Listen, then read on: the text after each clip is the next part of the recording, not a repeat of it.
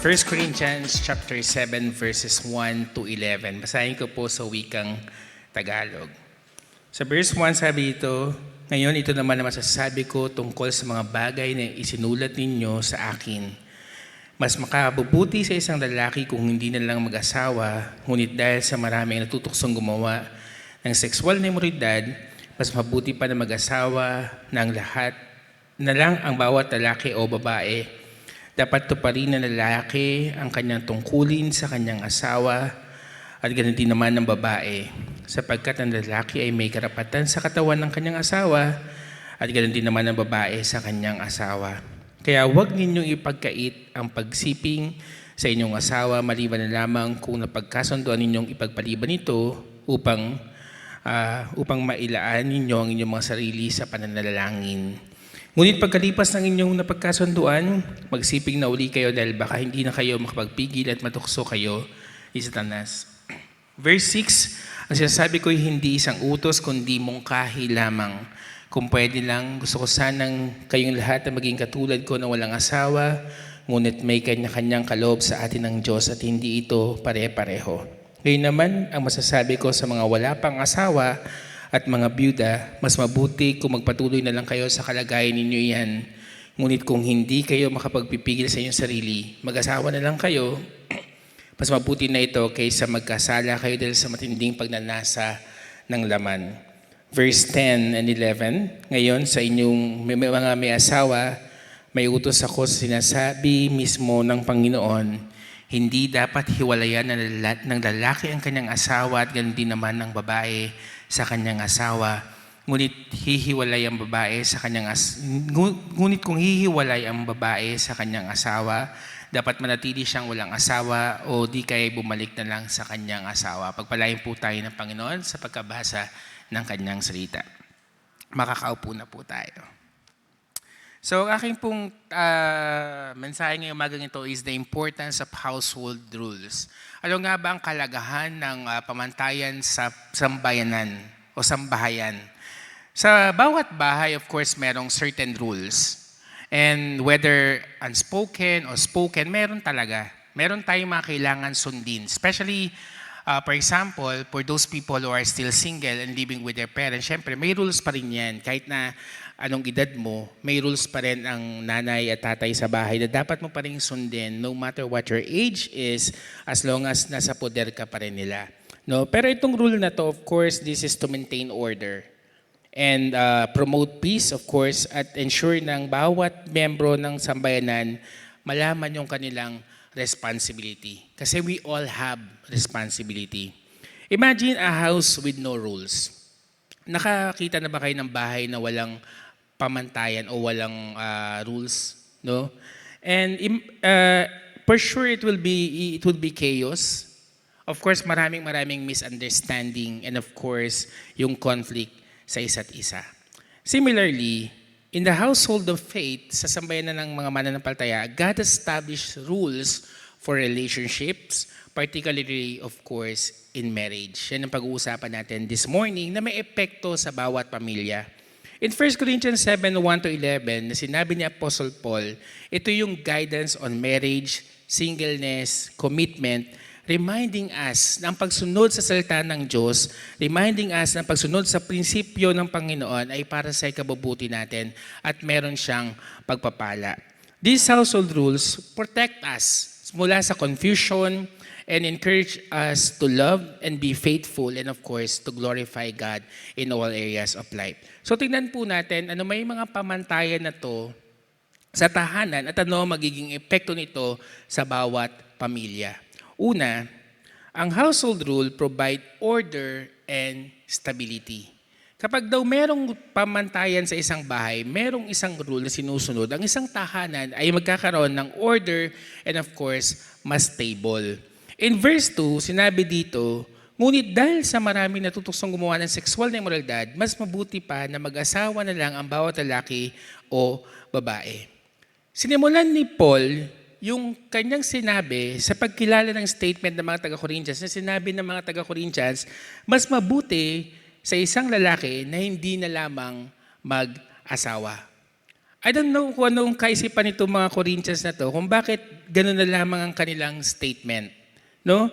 And bagamat ang pagiging celibate o yung pagtupad ng celibacy ay isang marangal na calling, this is a gift from God.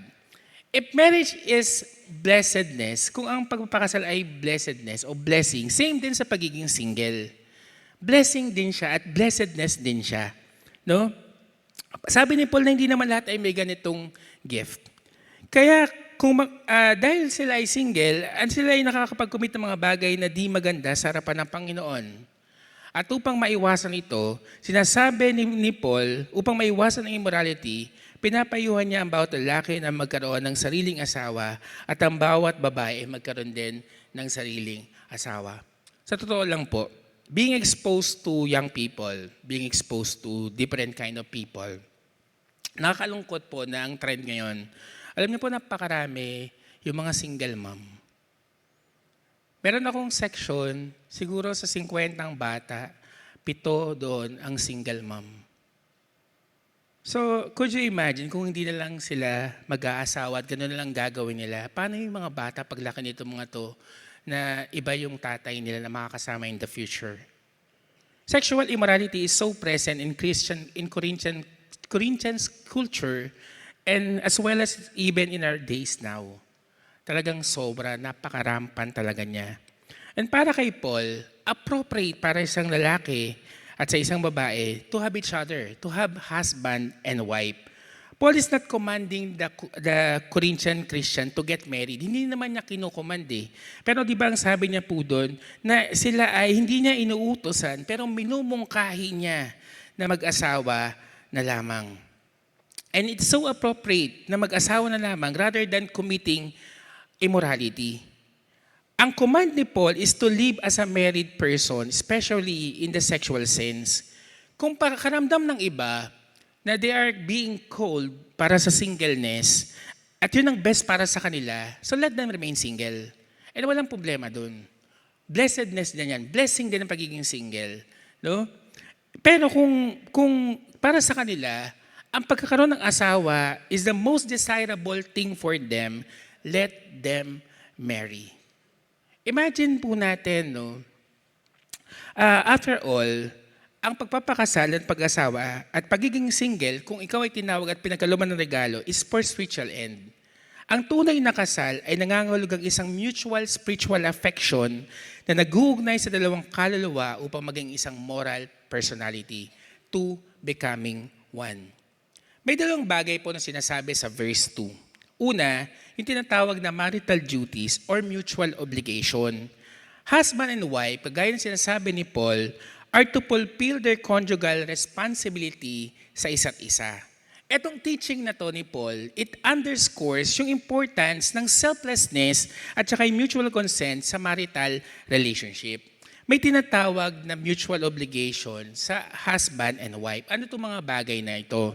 Una, sinasabi ni Paul, yung benevolence o yung pagiging mabuti sa isa't isa. Yung pag-iisip ng kapakanan sa iyong asawa. Pangalawa, yung identification. Because pinag-isa na kayo, the two are one, yung equal rights daw ng husband and wife are kahit saan in the Bible were recognized. Pangatlo, yung honesty. Yung pagsisinungaling, tandaan natin, sinasabi ni Paul ay sumasalungat sa pagkakaisa ng kaluluwa. Pang-apat, pagtitiis o forbearance. Yung magiging sapat bang dahilan, sinasabi ni Paul na hiwalayan ang isang asawa kung hindi siya mananampalataya. Sabi ba ni Paul na enough na reason yan?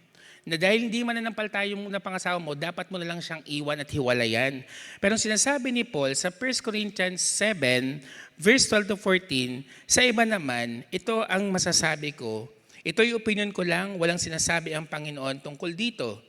Kung ang isang mananampalatayang lalaki ay may asawa na hindi mananampalataya, na gusto niya namang magsama sila, hindi niya dapat hiwalayan ang babae. At kung ang isang babae naman ay may asawang hindi mananampalataya na gusto namang magsama sila, hindi niya dapat hiwalayan ang lalaki. Sapagkat ang lalaking hindi mananampalataya ay tinatanggap ng Diyos dahil sa kanyang mananampalatayang asawa, at ang babaeng hindi mananampalataya ay tinatanggap din ng Diyos dahil sa kanyang mananampalatayang asawa. Dahil kung hindi, magiging ang mga anak nila ay hindi tatanggapin ng Diyos, ngunit ang totoo, tinanggap din sila ng Diyos. So that is not enough. Maybe, hindi ko alam ang culture kapag non-Christian ng asawa at bakit kailangan magtiis. I don't know exactly. Pero sinasabi ni Paul, that would be not an enough reason para hiwalayan. Pang-apat, concession of personal freedom. Pang-lima pala, yung pagbibigay ng kalayaan sa sarili.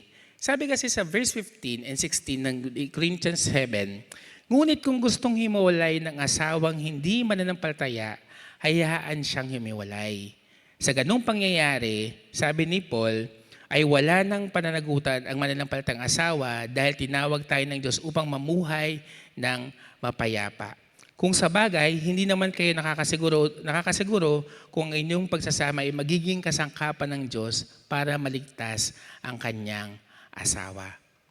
Sabi ni Thomas Didi, we have made marriage simply a civil contract. But its essence is the strongest sympathies and aims that one can have for another. The bond of marriage is solemn mutual pledge. Those who are thus married are united by a cord finer than finest web, too weak to fetter, yet too strong to break. Para sa iba, kagaya ng sinasabi, pag maghihiwalay ang mag-asawa, lagi na sinasabi na papel lang naman ang kasal. Pero sa totoo lang, ang tunay na diwa ng kasal ay mas malalim na damdamin at purpose ng dalawang taong nagmamahalan. Yung tunay na bigkis ng kasal ay ang banal na pangakong binibigay ng mag-asawa sa isa't isa. Kagaya ng kinawit ng choir kanina. Sabi nila, though we're imperfect, pero sabi doon, we promise to build a household of grace. Di ba napakaganda po nun? No family is perfect. Wala naman talaga. Walang perfect family kahit saan mo tignan. Walang perfect relationship. Every human, laging pag may relationship, may involved na conflict talaga. Pero ang sabi doon, we made a promise, we made a covenant to build a household of grace. At napakagandang katotohanan po yun. Sinasabi ni Thomas Didi, it's more than a civil contract. It's beyond the contract, but it is a deep feeling, purpose, and commitment sa isa't isa. Pangalawa po, na sinasabi sa verse 2, yung temporary abstinence. May sinasabi kasi dito ng temporary abstinence. Paul permits couples to abstain from sexual relationship temporarily, pero dapat by mutual consent and for the purpose of devoted prayer. Afterward, sabi ni Paul, na kung tapos na silang manalangin, they should come together again to prevent temptation due to lack of self-control.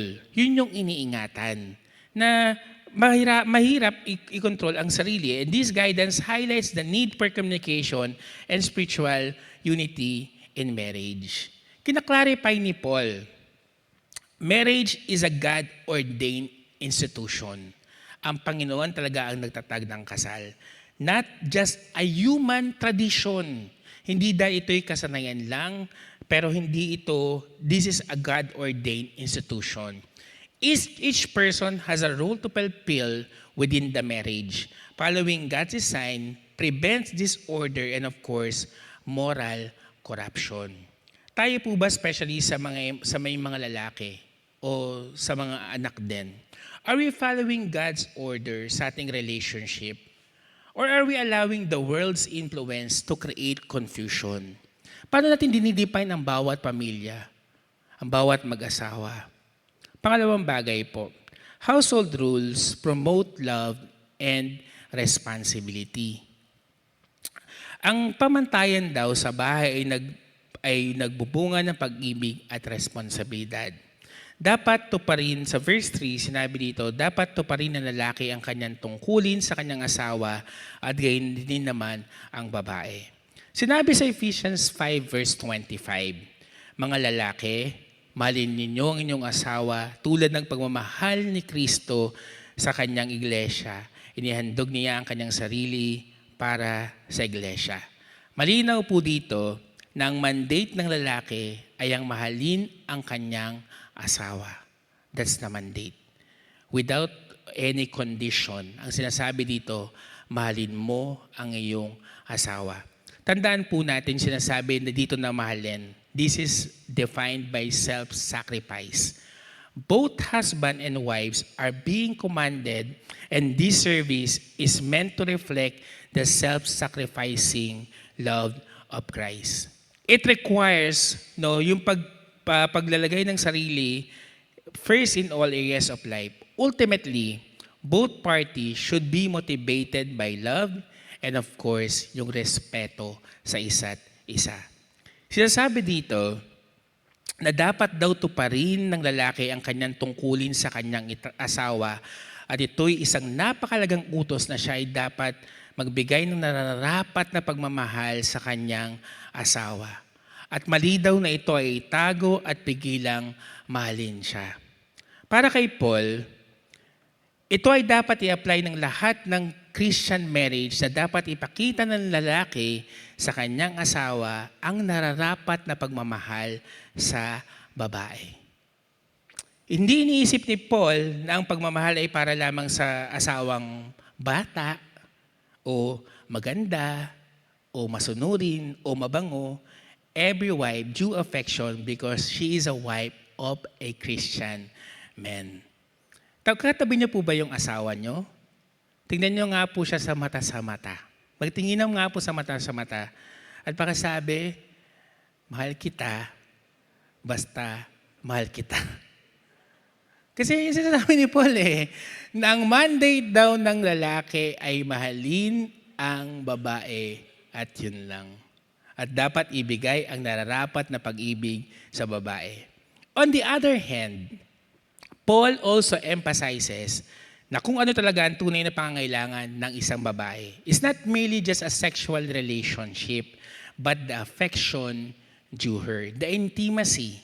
Kasi kung meron ng sexual relationship, sinasabi ni Paul, ang isang lalaki sa kanyang wife, pero wala naman itong pagmamahal o pag-ibig, sabi niya, bali wala. Hindi pa rin niya binibigay sa kanyang asawa kung ano yung affection na para sa kanya. Bali, wala yon. In every household, sa lahat ng sambayanan, it rules as, every rules teaches responsibility to every member of it. In marriage, this includes loving and helping one another rather than being selfish. Yung pagmamahal at paglilingkod sa isa't isa. Sa bawat pamilya to, rather than being selfish. Respect each other's needs. Yan ang pinaka-importante. Instead of neglecting or manipulating one another. Pangatlo, committing to faithfulness rather than giving in to temptation. Paul reminds us, na sa pag-aasawa o sa marriage, both partners ay merong equal responsibility. One is not superior to others. Pareho silang pantay na merong mandate. Love is a duty that requires an action, hindi lamang pakiramdam. Selfishness destroys relationships, but selflessness strengthens them. Tandaan po natin yan. Paul make this point clearly, na parehong dapat to pa rin na mag-asawang kanilang sexual duty sa isa't isa, but more than that, it is for the husband to love her wife and the wife to submit to his husband. Huwag po natin kalimutan yon. Christian marriage is to be understood as a mutual surrender to oneself to meet the needs of the other person. Are we demonstrating love and responsibility sa ating tahanan? Sa mga may asawa, are you demonstrating your love and your responsibility sa isa't isa? Pangatlo po, household rules protects against destruction. Ang pamantayan daw ay nagpuprotekta sa atin ng pagkasira. Imagine ang isang bahay na hindi sumusunod sa tuntunin ng Panginoon. Sa palagay nyo ba matatag itong nakatayo? Sabi sa verse 5, Kaya huwag ninyo pagkait ang pagsisiping sa inyong asawa maliban na lamang kung napagkasunduan ninyong ipagpaliban ito, upang mailaan nyo ang inyong mga sarili sa panalangin. Ngunit pagkalipas ng inyong napagkasunduan, magsiping na uli magsiping na uli kayo dahil baka hindi na kayo makapagpigil at makatukso kayo ni Satanas. Again, Paul rejected the idea of the Christian believer na mag-asawa ay magiging mas banal sa pamagitan ng pag-iwas sa kanilang sexual obligation. Hindi sinasabi ni Paul yun, na mas magiging banal kayo kung iiwasan nyo yung inyong sexual obligation. No, hindi. Sa katunayan, maaaring magdulot ito ng kapamakan kapag ipinagkait nila ito sa isa't isa dahil ito ay nagbubukas ng pinto for temptation. Yun sinasabi ni Paul. Ang salitang pinagkait or deprive in English translation ay kapareho ng salitang defraud o panloloko o pandaraya. In 1 Corinthians 6:8, nang sabi ay, ngunit ang nangyari, kayo pa mismo ang gumagawa ng masama at ng daraya at ginagawa nito mismo sa inyong kapatid sa Panginoon. Kapag daw ipinagkait ang pisikal na pagmamahal at intimacy sa inyong asawa, yun daw ay parang nag-cheat na kayo. Tulad ng isang traffic rules, kung gaano ito kalaga para sa mga driver. And why? Para maiwasan yung aksidente. Ganun din in terms of household rules. It protects us from spiritual and relational destruction. Tandaan po natin, kapag ang rules ay inignore, it will lead to disorder, pain at higit sa lahat, it leads to broken relationship. Kaya hindi po dapat i-ignore ang anumang rule sa tahanan. Pangalawa, Paul warns that neglecting marital duties can open doors for temptations and of course, sin. Boundaries and discipline can prevent unnecessary struggle sa lahat daw ng relasyon natin sa iba. God rules are not restriction. Hindi sinasabi ni Paul itong rules niya to restrict us. Hindi yun ang sinasabi ni Paul. Pero ang pinupunto niya ay for protection and it is for our own good. Kung bakit niya ito inuutos. When we obey God's command, na-experience natin of course yung joy of a secure and growing relationship. Na tumutugon sa pangangailangan ng bawat isa. Are we setting a God-honoring boundaries to protect our families and our relationships? Yun po ba yung ating sineset to have a God-honoring boundaries sa isa't isa? Pang-apat po, household rules will teach us of course commitment and faithfulness. Sa verse 10, sinasabi dito, ngayon sa inyong mga may asawa, may utos ako na sinasabi mismo ng Panginoon, hindi dapat hiwalayan ng lalaki ang kanyang asawa at ganoon din naman ang babae sa kanyang asawa. At yung tukoy sa verse na to ay divorce. Pero hindi ito yung pinibigyan ng emphasis ni Paul. Hindi ninais ni Paul na i-address ang divorce for all reason. Kasi alam natin, from this verse, binasa natin na hindi gusto ni Paul and not even God gusto yung salitang divorce. Pero para kay Paul, one of the most important aspect of any household rule, of course, is commitment. At ang rules na yan is not meant to be broken, hindi dahil inconvenient lang para sa'yo. Commitment are to be established to sustain relationships and promote faithfulness. Yung commitment, hindi tinitigilan dahil inconvenient na sa'yo. Yung commitment ay pinagpapatuloy with or without feelings. Kasi commitment nga pangako nga. No? They are established to sustain relationship and of course to promote faithfulness. Paul reminds sa lahat ng may asawa that marriage is a lifelong commitment no matter what. It is not something to be abandoned kapag nahihirapan na yung isa. Sobrang nang nahihirapan. In the household of faith, believers, tayo mga mananampalataya, are called to persevere and seek reconciliation whenever possible. Para saan ito applicable? For example, nagkaroon tayo ng katampuan sa iglesia. Dahilan ba to para umalis ka? Dahilan ba to para lumipat ka ng ibang tahanan? Just simply because merong hindi pagkakasunduan. Pero tayo mga Kristiyano are called to persevere and seek reconciliation. We don't burn bridges. Ang importante para sa atin, to preserve the relationship. Yun ang pinakamagandang bagay na inuutos sa atin ng Panginoon. Hindi dahil may mga taong imperfect. And again, kagaya ng inawit ng choir, though our relationship is always imperfect, pero we make a promise to build a household of grace. At yun ang pinakamaganda. Hindi dahil sa karapat-dapat sila, hindi dahil sa ikaw ang pinakababait. No, it's not. But because you want to apply grace, kagaya ng pagtingin ng Panginoon sa atin, that God is so patient with us. A strong marriage requires continuous effort, patience, and grace. Ganon din dapat sa atin. Bilang mga Kristiyano, dapat continuous yung effort natin, mapagpasensya tayo, and of course, meron tayong grace. God call us to faithfulness.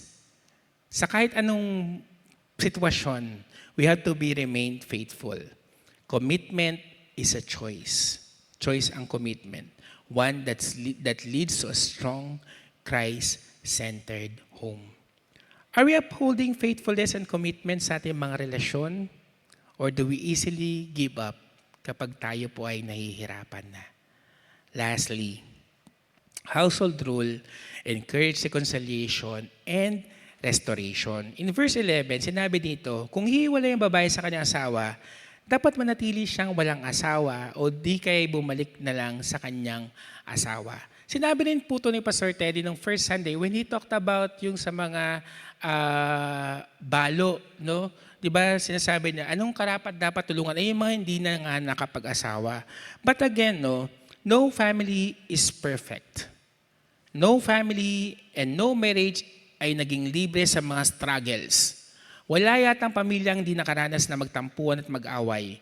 But one of the most beautiful aspect, pag merong Diyos sa tahanan, they will always encourage reconciliation and restoration. Na no matter what, pag ang isang tahanan ay Kristiyanong tahanan, kahit anong mangyari, it will always encourage reconciliation and restoration. Conflicts are inevitable. Hindi talaga siya maiwasan. Part talaga siya ng pagiging tao natin. Part siya parati ng buhay natin. Pero tandaan natin, but forgiveness is commanded. Ang forgiveness ay hindi naaayon sa binibigyan, kundi ang forgiveness ay naaayon dun sa nagbibigay. Yun ang pinaka-importante. Separation should not be the first solution. Ang goal in every relationship should be reconciliation. Ang grace ng Panginoon would always be available for those who are willing to seek and restore a broken relationship. As long as you are willing, God's grace would always be available dahil His mercies are new every morning. Pag sinabi nating strong household, ay hindi yung mga tahanang walang problema. Hindi po yun.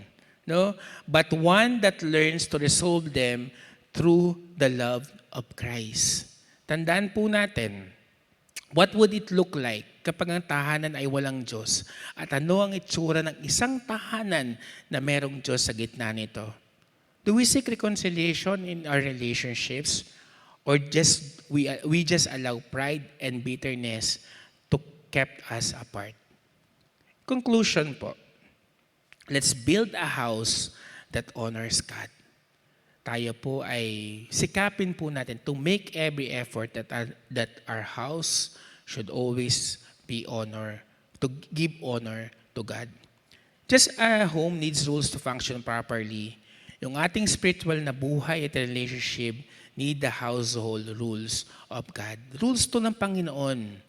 Hindi ito rules na kung saan nanggaling, pero it is from the Bible. No? At ang key takeaways natin, that rules bring order. Without them, panigurado, magulo. Rules should promote love and respect sa isa't isa. They teach us to care for one another. Ang rules is to protect us, para protektahan tayo. They keep us from unnecessary pain, and of course, it will keep us away from temptation. Rules requires commitment. They help us stay faithful even in difficult times. Rule encourages reconciliation. They show us how to restore relationship, of course, in grace. Kapag kasunod natin ang sinasabi ng Panginoon, there's always a blessing in obedience. When we follow God's rules, our homes, our marriages, and our relationship would always reflect the love of God, His wisdom, and of course, His faithfulness. Pagpalain po tayo ng ating Panginoon.